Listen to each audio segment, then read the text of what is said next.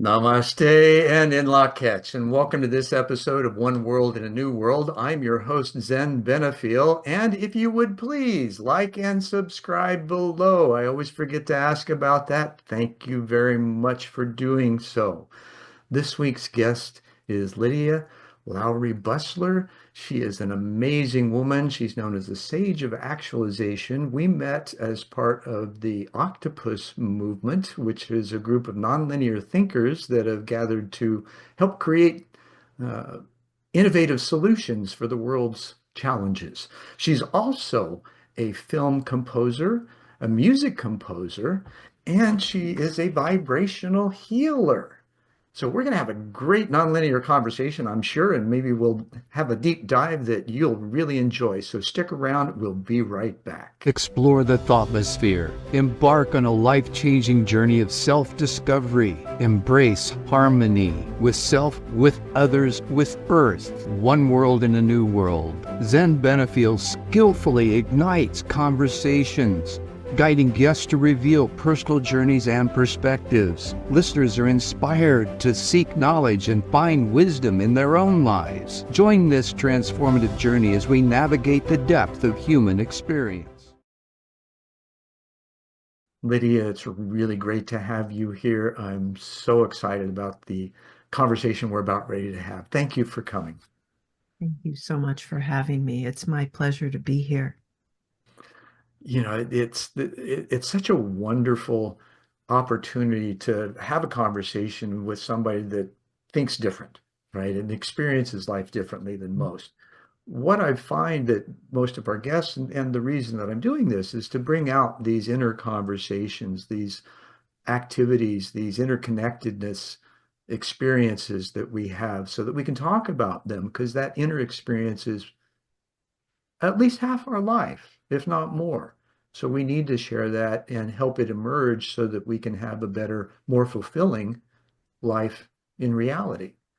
So in your younger years, because you've got this phenomenal experiential life, I can only imagine how it began. So how did it begin in your initial experience and maybe discovery of things beyond the physical world or the inner life and interconnectedness that you found early? Mm. It's a it's a big question in many ways. There's so many stories and so many things that happen. And in retrospect, I can say, yep, I chose that. But Don't we always, right? We don't realize it till we get older.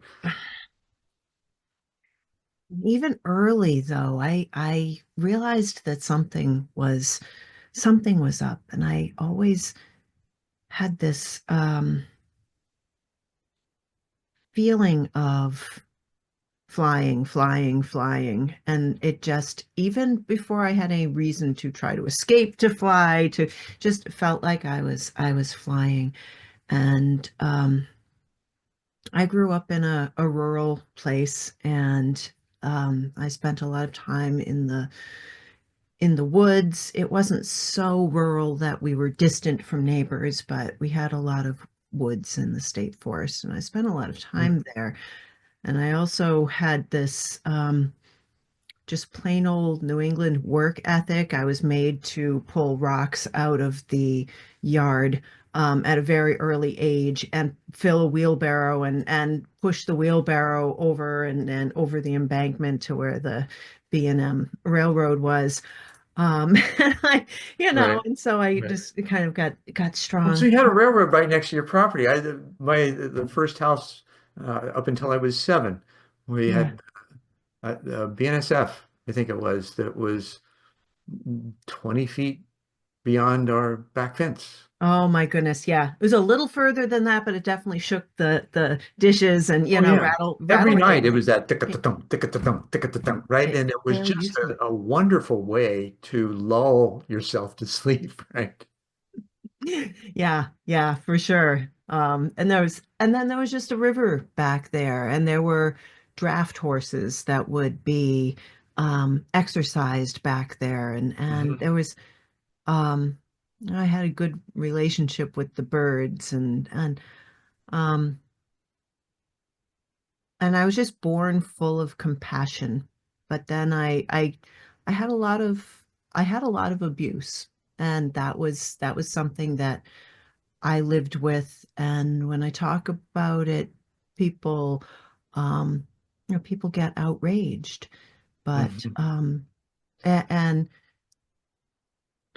and yet I forgave because I realized that that abuse came from somewhere else. And it affected my whole way that I am, my internal clock, my when I could do things, because I rarely slept because it was, good decade of this, many people. And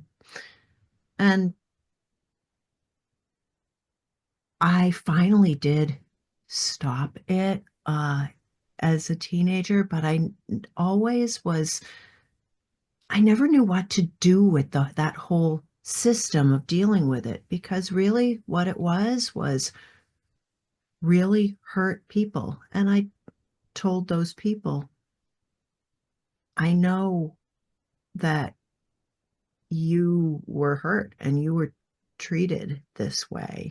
Hmm. And And so hurt that was people kind of hurt my people. beginnings. Yeah, that was kind of my beginnings, was to actually allow them to introspect and change and be witnessed, even as I have people have said, do you have a split personality? Are you, it's surprising you're alive? Is it, no, I'm fine. I just am. Uh, Sure. I just am. Right. And now do you find that when, as you grew into this in your teens and beyond, that there was a transformation of your own being and willingness to see things from a different perspective, where the trauma you had experienced, you were able to transcend it, recognize it for what it was, and yet be able to move beyond it, reflect on it, grow through it. And then how did this, what were the things that you went through internally to deal with this? Because these are the things that are important, right? This is part of that internal life Right, that we don't talk about. And right. I hope that you feel vulnerable and safe enough that you can talk about that, because I think it's important. People need to have this awareness, and the only way that they can gain it is either through the direct experience or hearing another that's been through it and Yeah. perhaps can assist them. Yeah. Yeah, that's true. And we can only hear it once we're ready to hear it and take it in. But and I won't pretend to know exactly what happened. It's more it's not a brain kind of knowledge. It's more like an internal knowledge and an internal connection and an internal compass that I didn't fully understand when it first happened. I sunk myself deeply into music. I was educated in highly in music and art as a kid, and was I was sent I was told to be sent to a private high school by the principal of the school I had come from. Hmm. And they just said, just get her out of here. And I was a hyper creative and very well, in high school, I took more courses than there were in the academic day. And I was the only person in the history of the high school to be allowed to do this. And a lot of it was because I just kept piling on more and more and more. Partially, it's just a perfectionism. Like Sure. if And I you had had the that skill much set to do stuff, I it. couldn't. I had an excuse if I didn't do as well in it.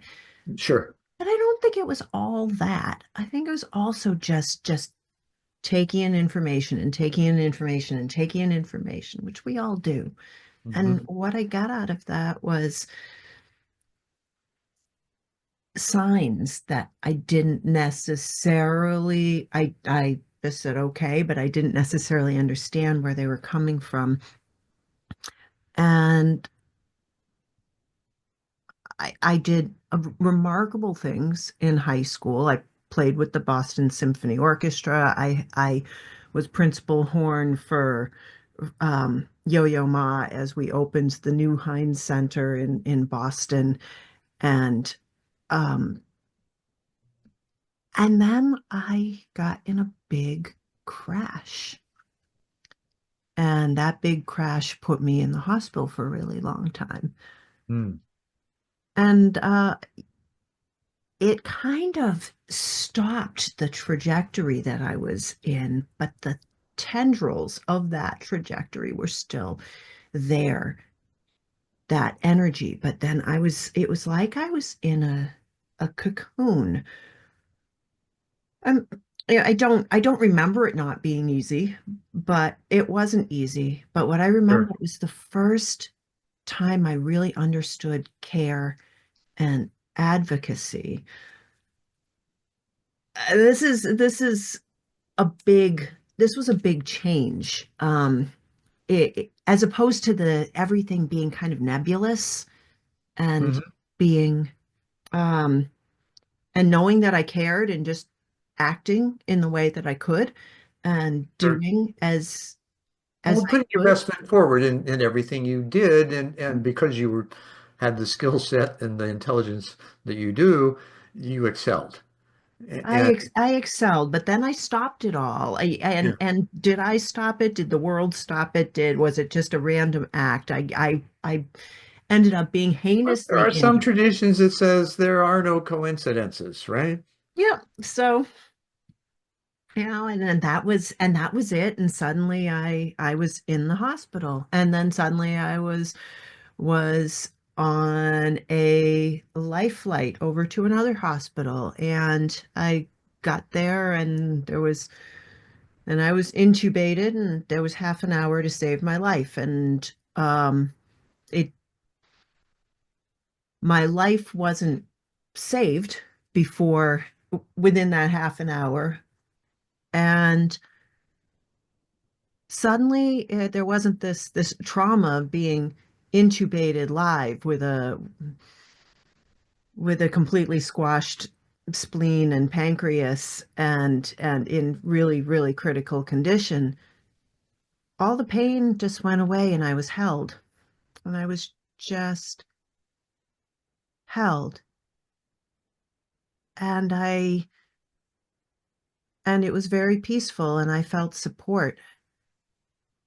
Did that feeling of being held, were you in body or out at the time? Because I know, many people that when they're in those kind of situations will um, exit their bodies to for whatever reason and see Yeah. themselves or be in another place, be held in safety and a nurturing place, right? As things are going on. And then when all the trauma is done in the OR, then you re-enter. Did you have an experience like that? And was this part of what brought you into a new understanding of Mm. yourself and the world?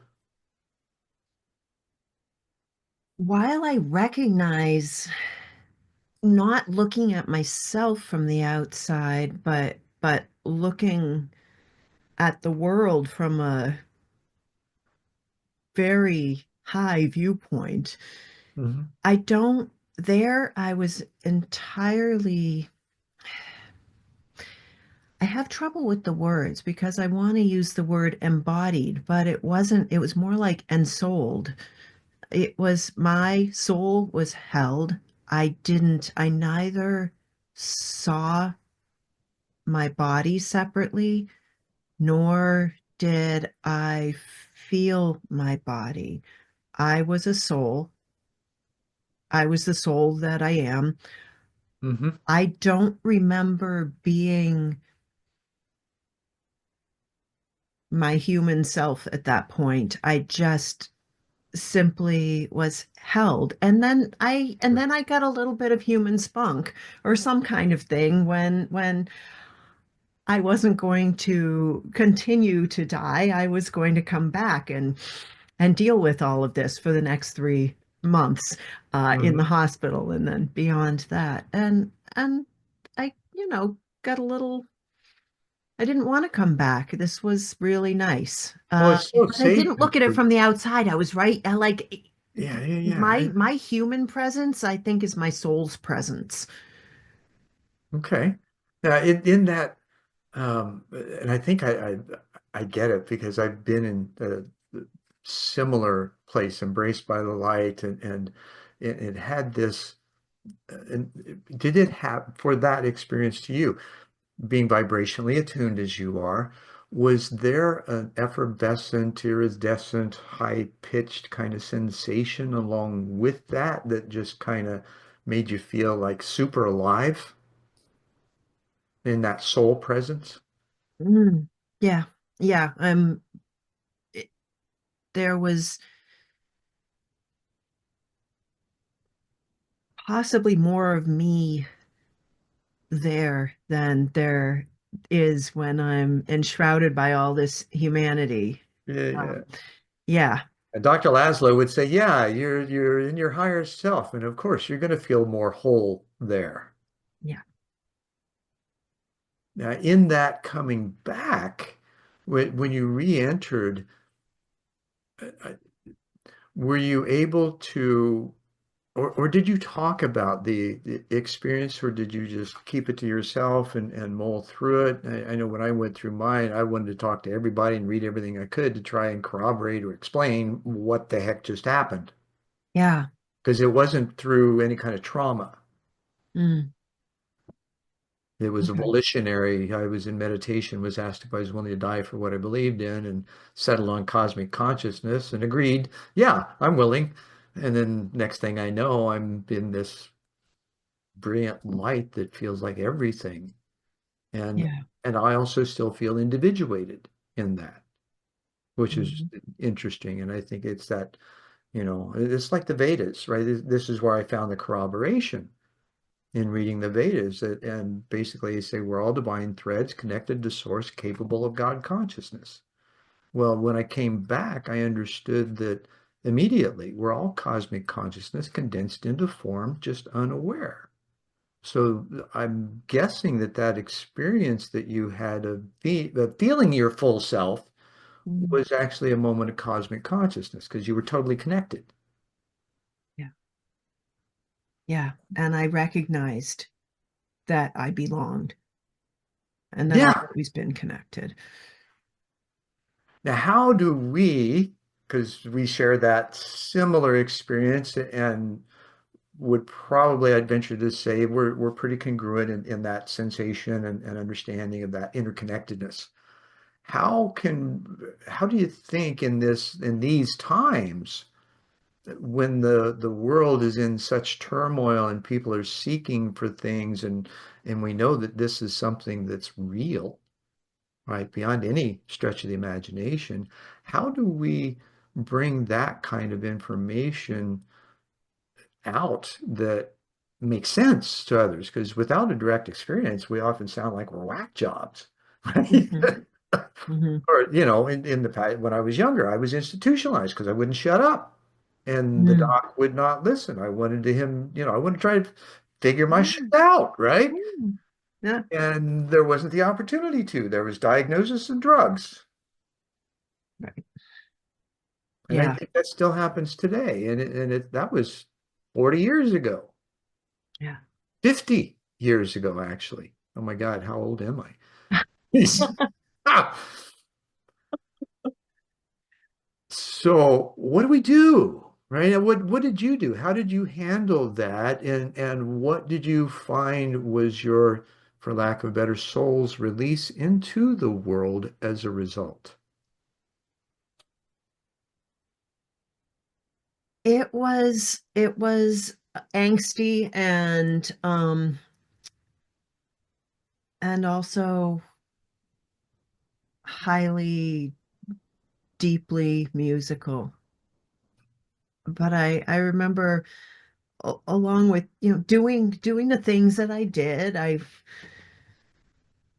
became a private chef. I was doing my musical things on in Boston. I was still very young, but I mean, I graduated. I was done with my school early, and I Mhm. just all of this time was, when the brain wasn't exactly helping me out, and I, but the Well, you say it brain doesn't mature was till we're 25 anyway, right? the brain was, yeah, yeah, and I was doing a lot of this stuff as a late teenager, and everybody thought I was older than I was, and it didn't matter, and it was irrelevant. Hmm. But the actual mechanism, I spent time, I was highly, highly, highly empathetic, so much so that I had to turn it off after a while. It was, Did you ever lock yourself in for a time and just not go anywhere to try and deal with it? oh, frequently. And I would say that I need something like that. And I just provide it in my own ways to this very Hmm. day that A lot of I, people go into nature to do that. yeah, You yeah. know, So that, yes, but in the middle of it, I would be crying and beating my fists on the sidewalk, and and just crying for all of life. uh, I've had that, and it's so there's I don't know that there's words, right? To feel that depth of anguish and sorrow and um it's amazing, and I know that feeling.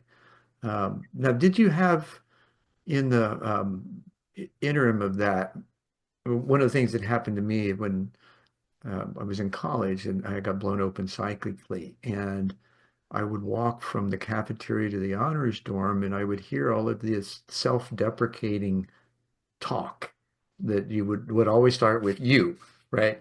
So I'm hearing it's not my voice, right? But as I'm walking by other students, I'm hearing this, and it just freaked me out to the point where I locked myself up in my dorm room for a couple of days until a friend came over and said, "Hey, what's going on?" And I told him we'd done some experimentation before, and he said, "Well, were those your voices, or your voice, or others?" Yeah, And when he asked the question, and I realized it with others, it was like, "Oh shit, I got to learn how to deal with it," right? If this is going to be a norm. Right? So how right, do you deal with those kinds of things when you're so open and sensitive? How do you create the filters so you be right, functional? right. Yeah, I like to tell people now about having sovereignty in your energy, in your aura, in your space, which you share with everything, but Mhm. still you have this space here. And my space has always been just huge. It it's been huge. And that was maybe troublesome for So a do you have while. fun with Tom then? Yeah. Right, yes. MySpace. I couldn't help it. Right. But yeah, Shows the my age, right? coming coming coming to grips with that, um has been experimental, and I've always felt powerful, but it also has made me feel really responsible. And that's kind of, I'm honestly coming to grips with the fact that I still have that. Like, I believe in self-responsibility. I think that Sure. that's one of the most beautiful things that we're imbued with, that people want to push away, and it's scary, and I'm saying, oh my goodness, that's like, it's such a beautiful thing. Well, it's part of But self-love, isn't it? Yeah, yeah, it really is. What do you love? What are you taking ownership of by loving it? Why would you not be responsible for the path that you're on and your Mhm. place in it? Like, Well, and like I said with the Vedas, right? Here's 15,000-year-old document, poems written in Sanskrit that says, look, you're the creator of your life. Take charge. yes, You have the capacity to do yes, so. yeah, And so here we are today. And how do we do that? Right? Are we so powerful that we can create our own reality? And now quantum physics is saying, yep, mm-hmm, that's what's going on, folks. Now, mm-hmm, how disciplined do you want to get with your own thinking? And I personally have come to the awareness that you can't think your way through a system built on vibration. We've got to sense our way through it, which opens up a whole new realm of how do we do this, right? And the yeah, sensory expression that we have. And it's funny, I had a uh, kind of a ratio, right? We got five senses and 10% of our brain. If you do the simple ratio, you got 45 more with the other 90%. Well, what are they doing, right? Are they more tiers of the five in finer and finer expressions that are more deeply connected in that energy structure that we are, and that point of awareness that we have that, is connected to everything in our body? mm, Because that's the instrument, right? We're yeah, transceivers. How do you translate that into sharing, with what you do in the compositions, right? Because I know you've got this wonderful energy and it's just spilling out everywhere. yeah.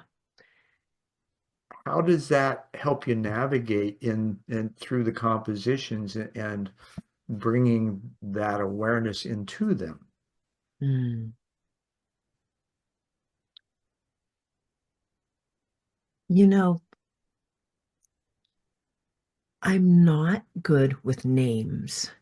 Now that may sound kind of like a random sequitur, but but I'm not good with names. I do name the things that I write, but I forget the names of them. I know exactly how they go. I know exactly how anything that I've ever heard goes, Right. but the name, and similarly, I don't have well, I'm a synesthete, and so it's a lot of my senses have been come together. But Crossovers. I think, yeah, yeah, but I also feel like it's a spectrum, and I realize that there are parts of the brain that fire for this, that, and the other thing, but there are also things that I don't have any that are amazing in my body that I don't ever think about. I don't really feel about unless I consciously say, I'm going to heal this. And then I'm going there somehow. And it's the same thing, I think, with music. Just like I've never ever given instructions, nor could I, to my blood vessels to carry the blood that they do, Mhm. and to the conduction of my nerves.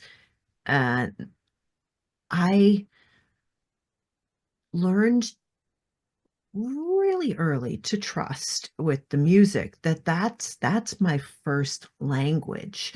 Mhm. At least that's my first outward language. Otherwise, the telepathy is a thing with me, and I Right. but I don't really feel like it's different than music. I really don't feel like it's different than my voice, but the voice itself will falter because of the mechanism and the blows to the head and things. So the Sure. voice will falter, but somehow that other communication doesn't. And my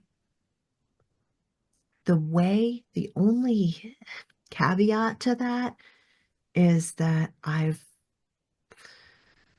not doing it so much anymore, but I've actually suffered with not with messages not being received, with not being able to impart what I'm imparting because someone else is not open to hear it or feel it or see it or sense it. Sure. Well, I felt that way for 40 years until COVID, and because the listening just wasn't there for me trying to explain what was going on with me, what I knew, what I understood. That was the indelible truth in me and demonstrated by my experiences, and yet because of the lack of openness um, and the lack of any event that basically stopped people in their tracks and gave them the opportunity to sequestrate and self-examine. Yeah, yeah. And people were freaking out too. Oh yeah, yeah. And yet, that was the bell that got rung in the beginning of co-creating a new normal that we've all come here, or many of us have come here to do. We know we have that passion and purpose within us to, coagulate possibilities that have been unseen until now, and through all kinds of different mechanisms. And this is what I love about what Perry's doing is he's pushing the envelope on that and necessary. Mhm. Now, in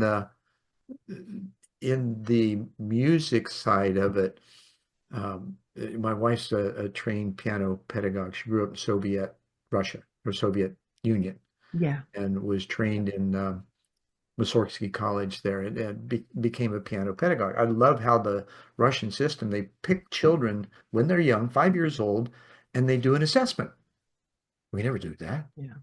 And then they give, look at the skill set, the aptitude, the attitude, intelligence, and then they give them a choice of strands to go through, and whatever they pick, then they're supported through that and singularly, and yet still given a robust education around it, which is just freaking amazing. Yeah. For me, I found this out, as I got to know my wife. Amazing things, and yet, and being a piano pedagogue, classically trained, that's her first music, that's her first language. Yes. Yeah.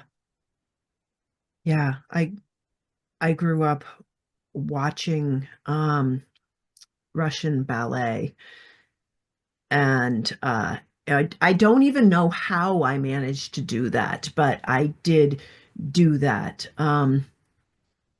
And my connection to that being my language Mhm. um, is huge. The influence of that on my language, but the way we take music in this country or take anything in this country is in this country it's other. And anything that's not part of the industrial norm is other.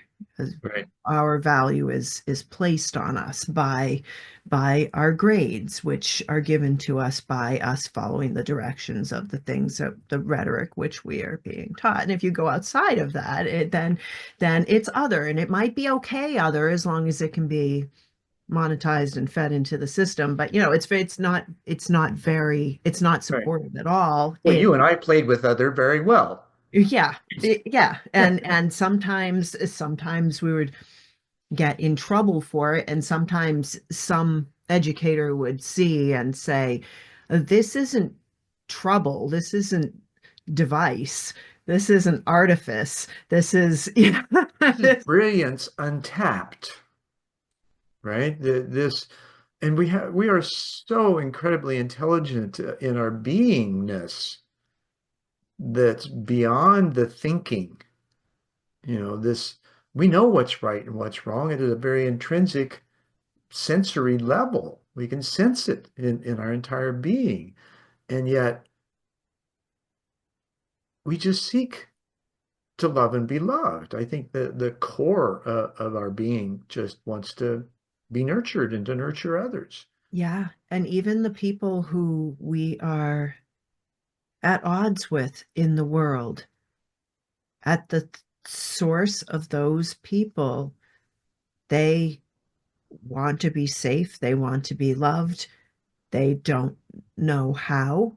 They are doing anything to make themselves safe, Right. even if it takes out all of humanity. That's how hurt they are. And honestly, if there was some way for them to feel unconditional love, it would all stop.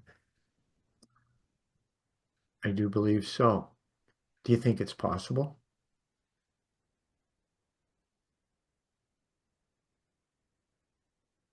I've always believed in the ability for people to change, but I Hmm. also think that sometimes the change doesn't come until another lifetime. It's just not going to come in this lifetime. That's potential. Um, and honest, I wonder myself sometimes, and my awakening in college, I was told that I had an experience of cosmic consciousness with points of light surrounding me, and I was told that these points were those that I was to work with in order to facilitate a new world order, which meant one of harmony among people and planet, not the facade on the old one that they're trying to shove down our throats. This is one that's emerging through that capacity we have to love and be loved. Because that's what we really want. We want to create a world where that is the norm rather than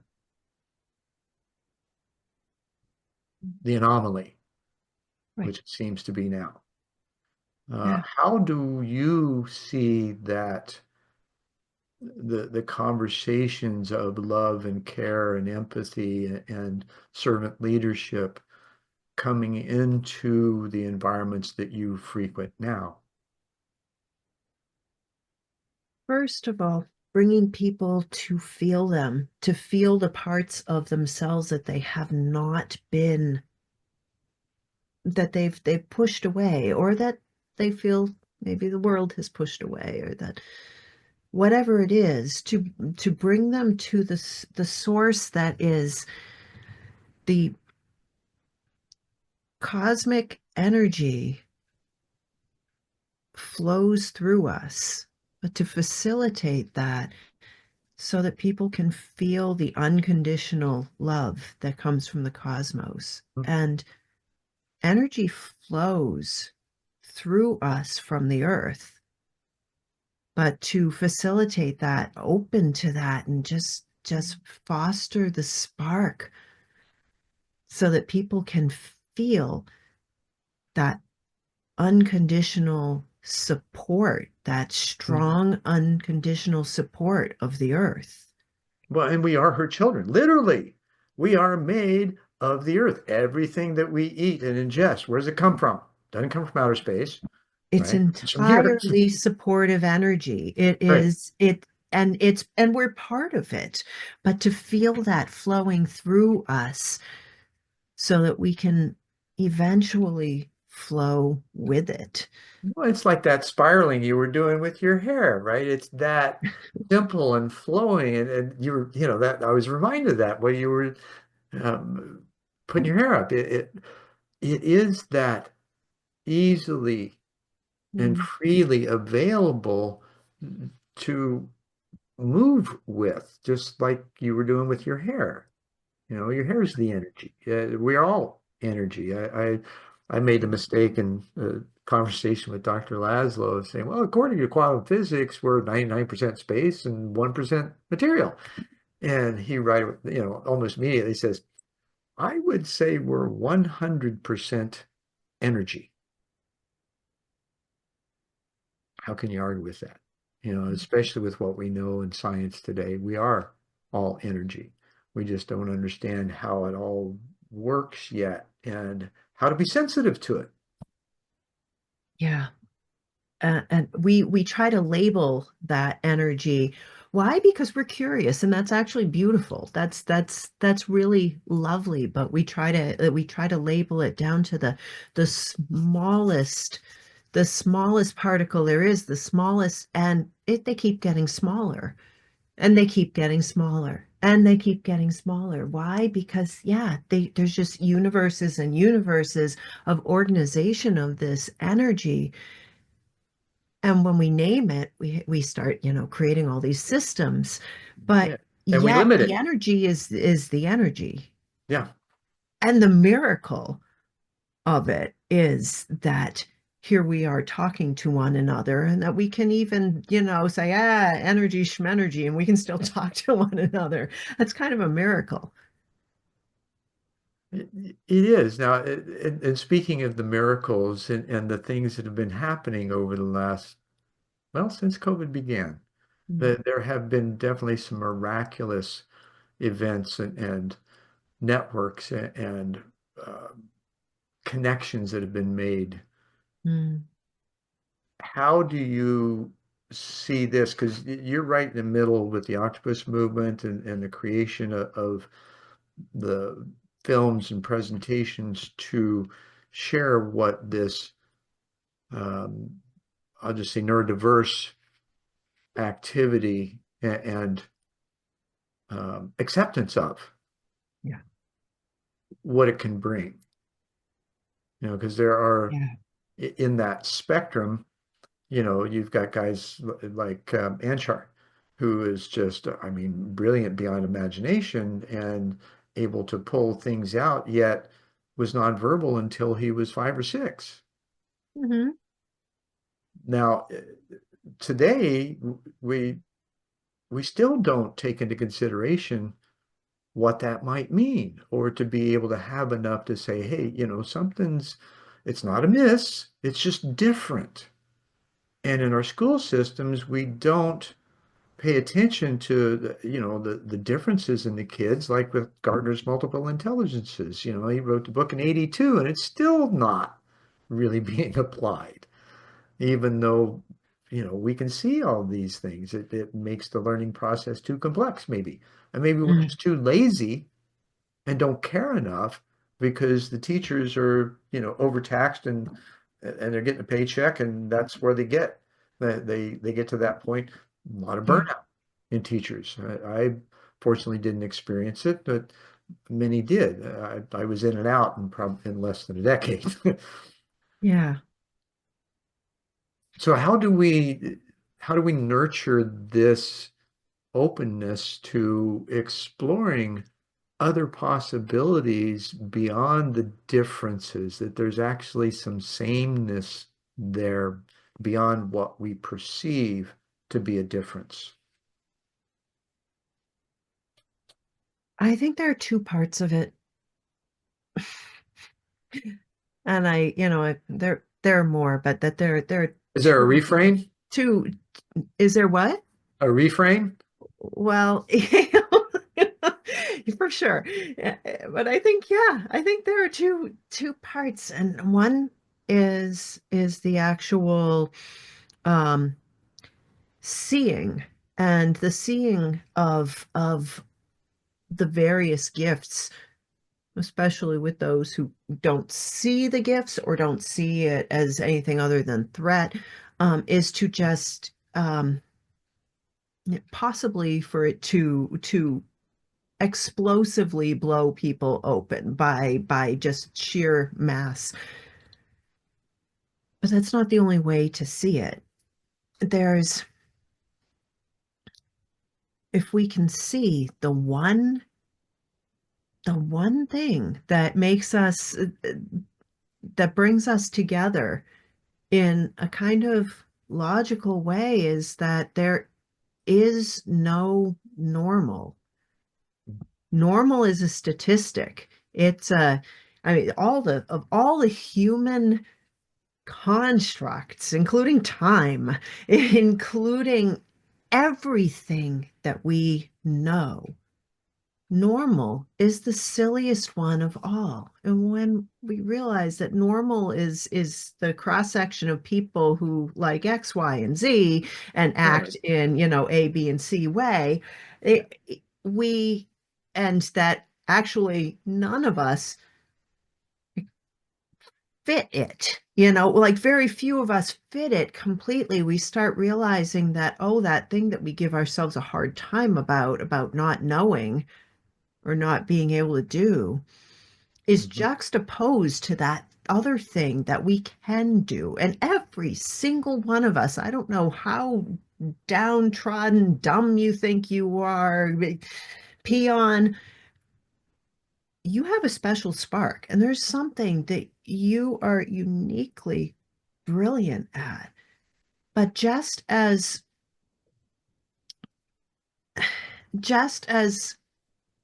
a lot of conifers don't know the sea has its own special properties that no one can deny, nor Mhm. can they deny the special properties of that conifer, that tree, that maybe Arctic tree. And if we've never seen the tree or the sea, how do we know that it's there and the gifts that it has? And once we're introduced to the sea and the tree and the sands and the steps and the buttes and Mhm. uh, all the things, All the scenery.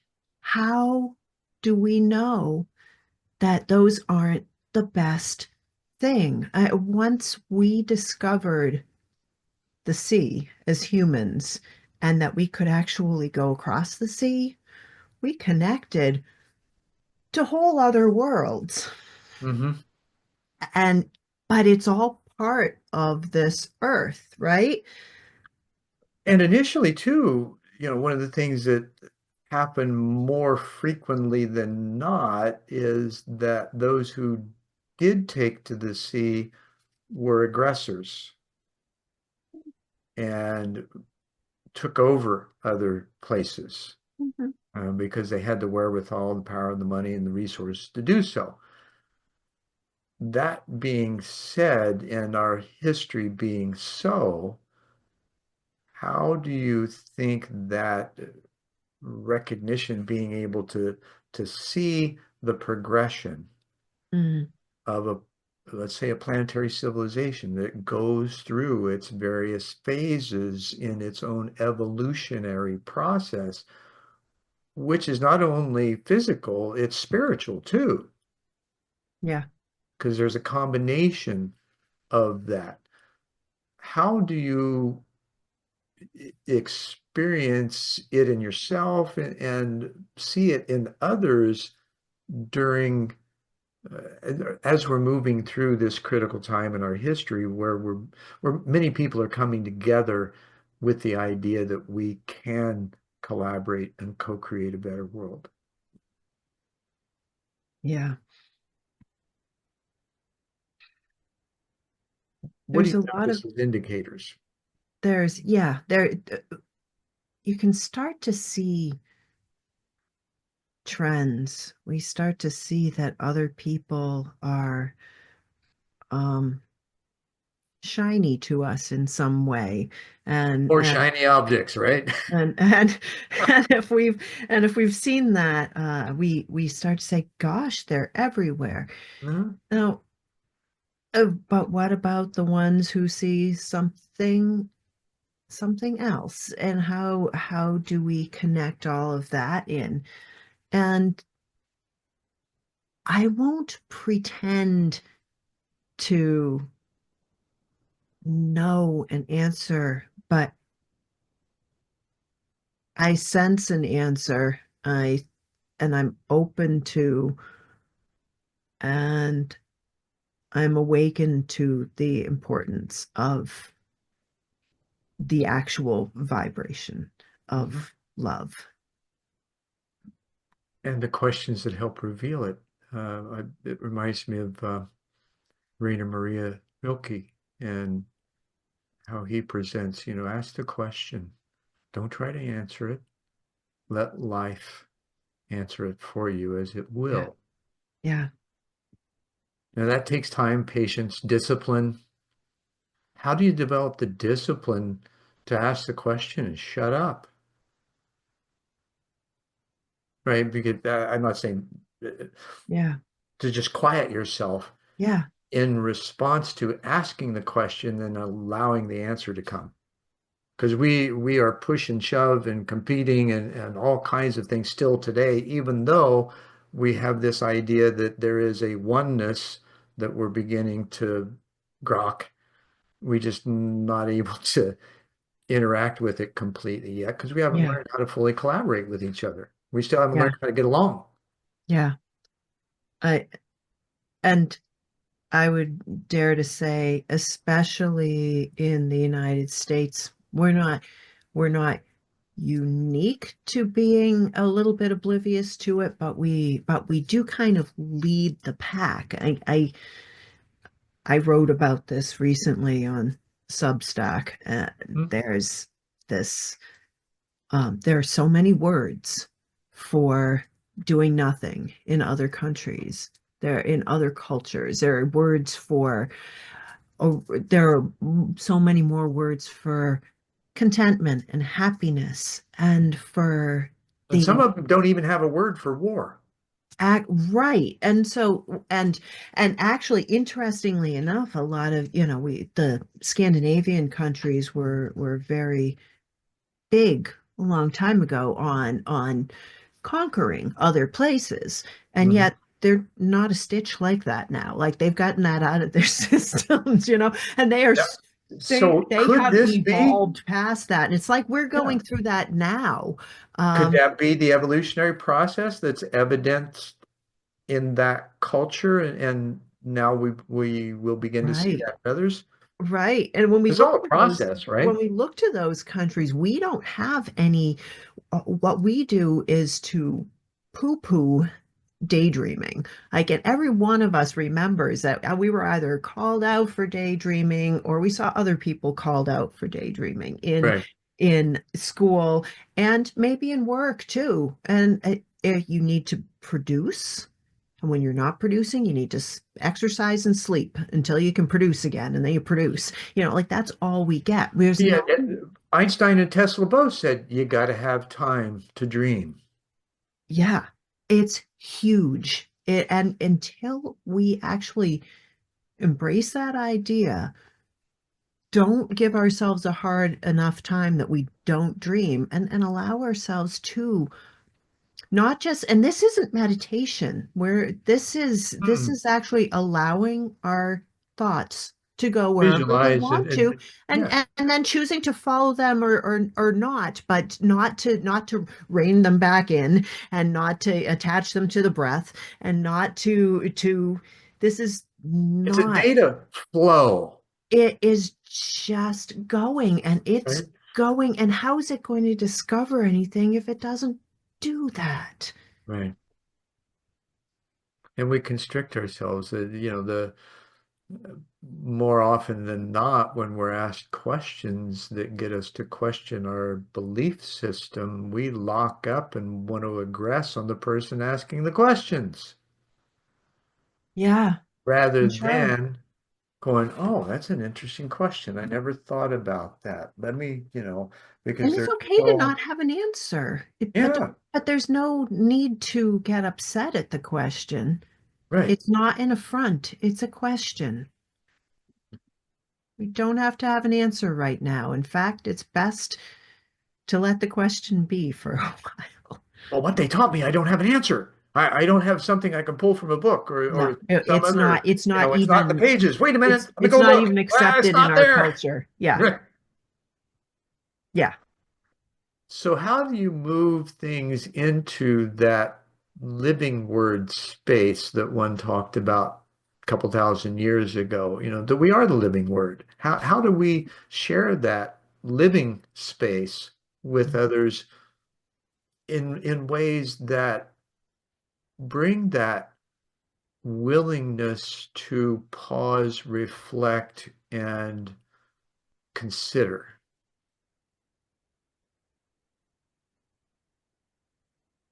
Again, two things.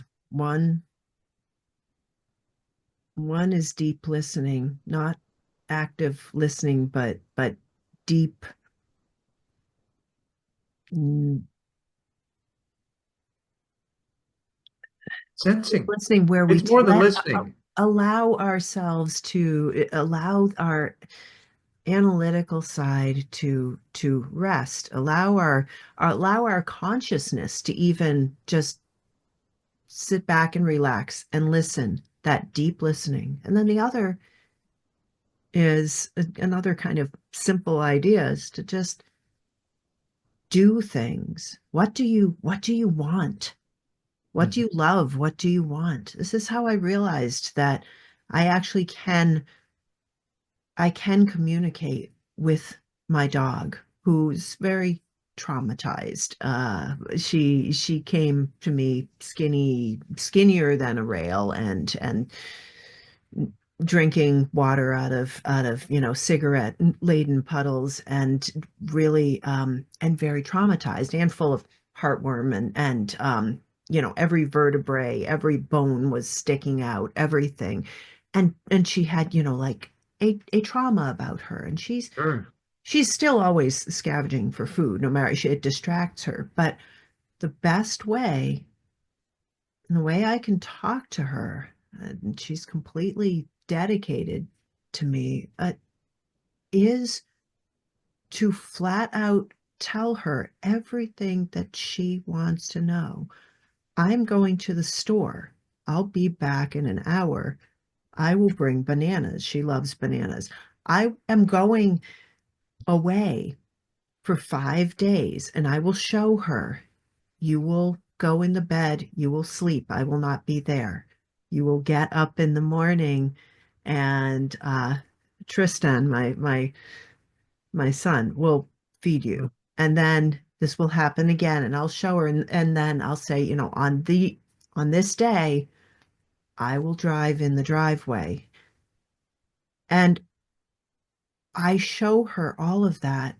If I don't, she wants to know where I am. She's not calm. If I do, she will she will wait. She Mhm. will, if I'm late and I tell her those things, and I'm not telling her those things in words. Sometimes I do. Sometimes I tell her in words, but Sure. it's what comes straight between she and I. And if I hadn't really just actually put the faith in her, and in doing that, and in my desire for what I want and what I love, I would not actually know. She might still be struggling with me, trying to say, "Oh, you'll be okay." It's not about you'll be okay. It's about, this is my schedule, this is where I'll be, and showing it to her, Mhm. straight, me to her. And that's just an example, but like, you have to actually try it. If there's no evidence, if you've never done it before, what do you want? Do it. And it's amazing. Animal communication like that happens so frequently. It Um, does. Yeah. one of my guests was a horse whisperer, and she said the horses would telepathically communicate with her and let her know.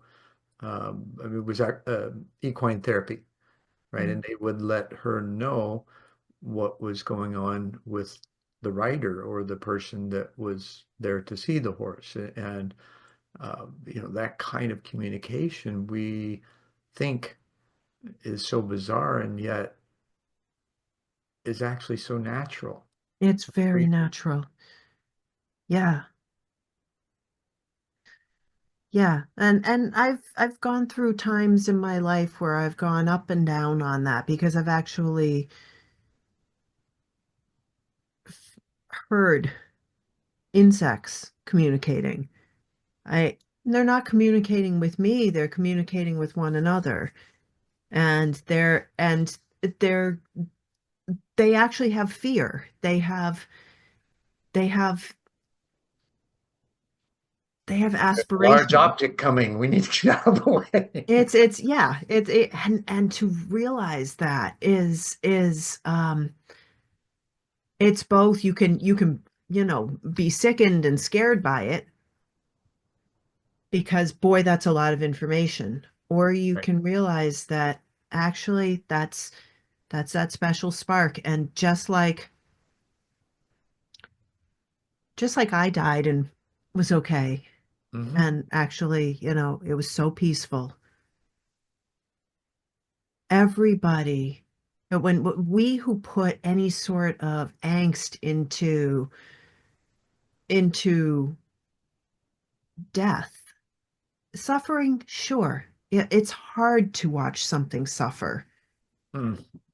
But when we love and we let them know that they can release that if they want, there's nothing but they can fight for their life if they want to, or they can release to it. And it's all okay. They don't Hmm. have to do anything. It's so freeing. Doesn't mean it's not without feelings sometimes, Oh but yeah, it is so freeing. sure, sure, absolutely. Yeah, the when you were talking about the insects and hearing them, um, Luba and I were on the back porch one night. Energy was real high. It was 11:30 midnight. Couldn't sleep, so we went outside and we were sitting and talking. And porch lights were on, and I kept hearing this buzzing. It sounded like a honeybee, and I'm thinking to myself, midnight? This is no, and I'm listening. And Lou and I always have these deep conversations. So we're having a deep conversation about self-awareness and being and all that kind of stuff. And I'm looking around, I hear this, and being is a tagline here in a minute. And so I'm looking around, and I look up and I see this humming or honeybee right in the center of the dome, hovering, just flying there and not moving. And I'm like, oh, this is weird. And I look at Luba and I pointed at it. I said, there's our answer. She goes, what? And I said, be light. How much more plain could that be? And of course, both had a good laugh over it for a moment. And I said, no, wait a minute. I got curious, right?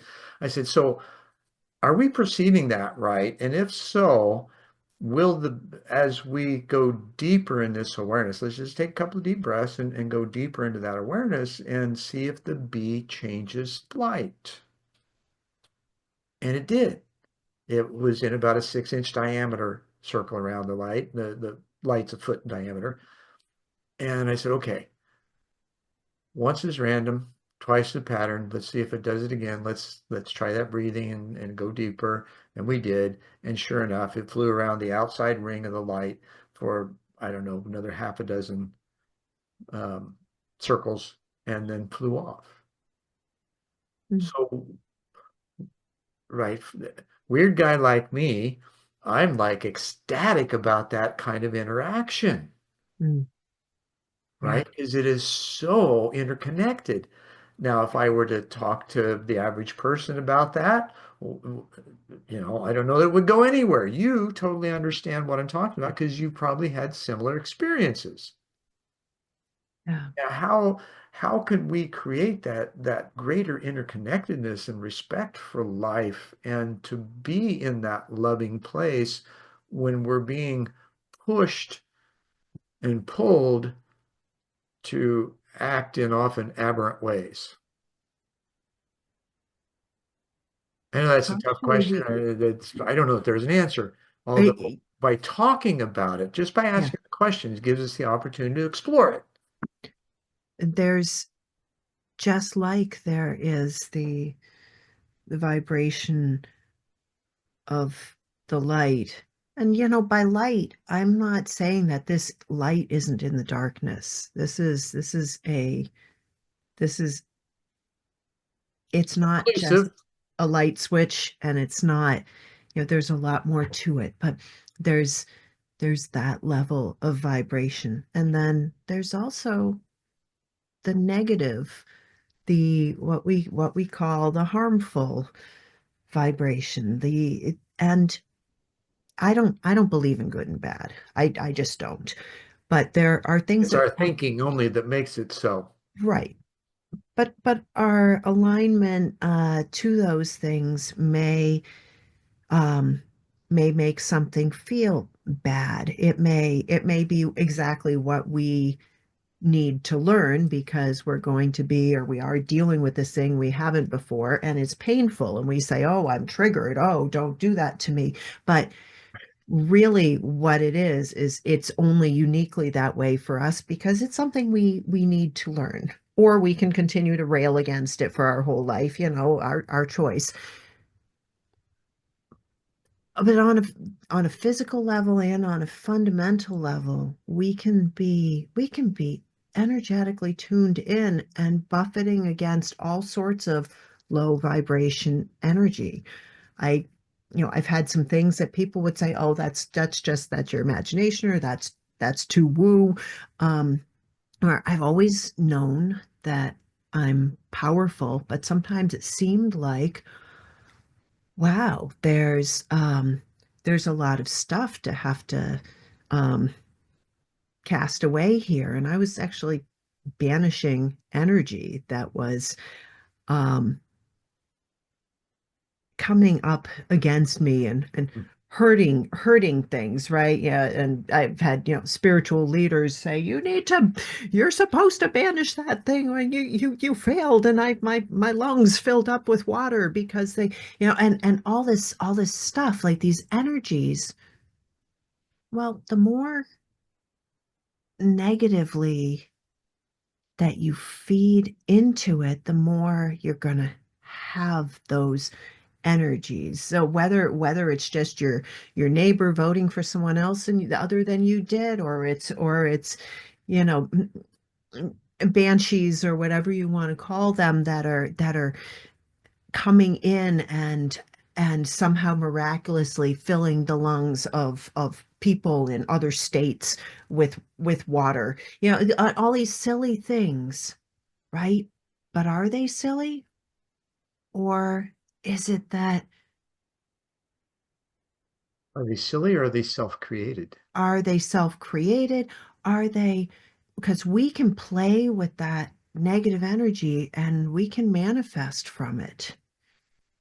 And what is that? It's Just literally energy. low. And because in my opinion, and I could be wrong, I don't have all the answers, but for me, I've Yeah, noticed that the more disciplined I get with observing my thoughts and managing them, the less disturbance I have and the less appearance of that in my life I yeah. have. And there was a friend of mine that I didn't believe in psychic attacks for a long time. And I was visiting a friend, a couple of your Rancho book students. We were talking in the kitchen, and all of a sudden, I get this energy from this beautiful Great Dane that had a Dalmatian coloring to it. It was just beautiful. Isis and Osiris. They had two of them, male and female. And Mhm. I got this really sad energy from Isis eyes. And then before too long, I'm feeling a sick feeling in the pit of my stomach, and then my eyes fade to black, wide open. And so I tell the guys, I said, I don't know what's going on here, but I'm pissed because somebody's messing with me. And the more angry I got, the more intense it became, to the point where I got a solar plex tug and that almost pulled me off the floor. And they grabbed me by the shoulders at that point. And, long story short, I talked to a friend afterwards and asked him what he thought it was. His specialty was demonology, witchcraft, and sorcery. And he said, well, what do you think it was? And I said, well, somebody tried to get through me or get to me through the dog through psychic projection. I don't know if it was one or several. He said, that's exactly what was happening. And the only reason you're here is that you let go, which is what I did when they grabbed my shoulders. So what he tried to explain after that was that the greatest protection is none.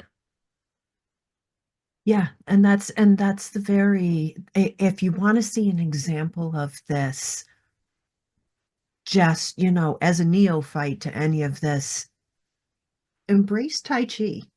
Mm, Actually, beautiful art. it is a beautiful art, and every bit of its power is in its letting go. Hmm. Every Even if you watch it from a fighting standpoint, it's it's letting go so that the energy of the other outruns itself. Right. Or you can even amplify it, but it's just Sure. letting go. And this is very, very much like what you're talking about. There's a place in Rome, Italy, called the Mamertum. It's the place where it's an old jail. It's an Mm, old jail where where um many people died. Thousands and thousands of people died and suffered. And its big claim to fame is the fact that prophets had spent time there. And, whether you follow this or not, there's, for me, I went in there and it was like, whoa, there was all the energy of that suffering. Even all this time later, there was just the energy of that suffering. Now mm. there's suffering all over Rome, right? This is Rome. There's layers and layers. There's cities Well, upon anything that cities. happens is going to be residual energetically, and if Right. you're sensitive enough, you're going to pick up on it. But I felt that. Now Hmm.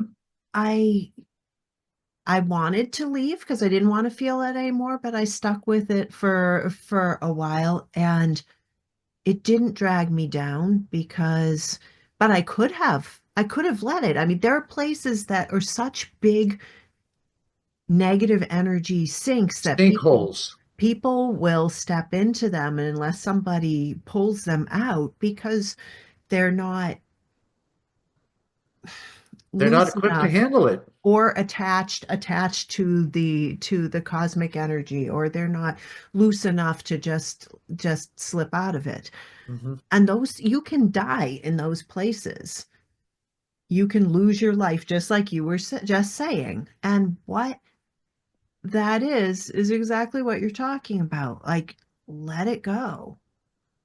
You can wallow in suffering. You can argue with me about this. You can be in a war-torn country and you are suffering. And for sure, this is terrible suffering. But yet, let it go. Even if you perish from this suffering, it's going to be okay. Hmm. Just let go of the suffering itself. And it's hard, man. It's hard. We're humans living a very human experience. And we are pummeled with reasons to carry the suffering with us, and to not let go of the trauma. And, All the you know, stories. Oh my not goodness. only are there no checked luggage, there's no carry-ons on this flight, Yeah. right? Yeah. It's just in that definition of self, it stands alone, unique and yet interconnected. Yeah. Yeah. We really are. We can purchase and purchase and purchase. And there's certain things that our body does need water, and our body does need food, and our body does need sun. You can't purchase that, but Yeah, you and right. our body, Well, you can rent it. I live I live in Vermont. Your body probably needs clothes. It's, Right. you know, it's very it but we purchase and purchase and purchase more, and we really don't. Not only do we not need any more, we're naked in the end anyway. We are naked. We are us. And How do that's we really all there is. how do we live simply? Do we do it by being austere? Do we do it by being minimalist? Do Mm. we do it by um, shifting the wealth, or instead of, investing in oil and oil and gas. Um, yeah, Freudian slip. Um, I mean, how do we find that equilibrium within ourselves to live our lives in our best condition? Because that is a choice, right? How do There's, we develop that choice and then be able to follow up with the choice? Because the C word, commitment, has not been floating too well. yeah, you know, things fall into place when you just do what you want. And I don't mean just what you want in yeah, I want to race my car through these city streets. I don't mean like that. I mean like what do you really That's the want? being. That's the being that's coming That's through, the right? The being being and comes first, and then the doing comes natural. it right. You everything falls into place. Yeah. There there's a also an author by the name of McCown who wrote a book called Essentialism. And a lot of people have read that book, but he also wrote a book called Effortless. And it really comes down to the more you're going toward that simplifying, that connecting, that when you finally just go to the source of what it is that you want, not just that I want to simplify, I want to, but you want simplicity. Simplicity is everything that you're going for. It all simplifies itself. And Mm. it might mean that you need to get rid of a lot of stuff. I have a house. I have, a lot of shelves of books and music books, and then, more Right. shelves of books. And um, it means perhaps actually making a choice, but the choice is actually yours. Like, are you going to walk away from all that stuff? Yeah. Are you going to give Well, it away? Are you going to, but it just becomes very simple. It happens because you want it. it's like being the stripper in your own life, right? Like that story that you've actually heard before of me creating a medical miracle. I Mm. didn't create anything. I just wanted. You wanted it and you got out of the way. I And got it you out of the did not way. know it could not happen. Yeah. And that belief of anything is possible to those who believe. So that, I mean, there's a deep sense of faith and trust in yourself Yeah. and your connection, because it's all in creating that energy flow that moves the disturbance into a more harmonious configuration that's suitable for your own individual body, right? Mind and heart, too. Yeah. Yeah. Uh, But it really does come down to love. And when you know what you love, you know what you want. Yeah. And to access that love, if it's simplicity, if it's connecting to your animals, if it's growing back body parts, if it's finding a partner, if it's finding purpose, when it comes from a place of love, when you really sink down and are honest with whatever your judgment of anything that you love is, whatever your darkness is, and just let it go. And what do you love? it's there. It's pure. It's shining and you say, "Oh my goodness, how could I not have seen this?" Right. And it may hit you like a brick in the head, or it may just softly appear, but it's love. Hmm. Hmm. This has been just, I love these conversations. And Lydia, I'm so grateful for you, your work, and your ability to share. Uh, And I know that it's going to affect some, right? It might just affect one, but that's enough, right? There's a Ripples. ripple. There's a ripple. There Uh, is a ripple. in light of this challenge we have, bringing it down to an individual level, what advice can you offer based on your own experience in how others might be able to begin to tune into themselves? There's a lot of distraction, and a lot of the distraction may be ourselves.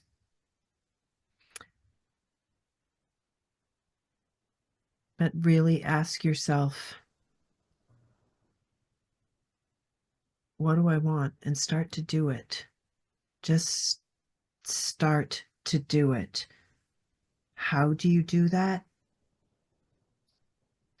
Throw yourself something that you love that's acceptable. Give yourself a scarf to start with. Give yourself a hammer. Give yourself a whisk. Give yourself a paintbrush. But then just go. Thank you so much. That was just do it, right? Nike's motto. Just, Yeah, just yeah. do it. But not Just for anyone do it. but you. Your when you live Yes, yourself, the world will follow very much so. Lydia, and thank you. support you. Yes, it will. And in closing, create your own momentum tunnel that brings everything that you desire because of your attention, intention, and interaction to achieve it. Let it come because what you're seeking is also seeking you. Believe it. Yeah. Cool. Lydia, thank you so much again. This has been phenomenal. I appreciate everything about you, and I'm sure our audience will too.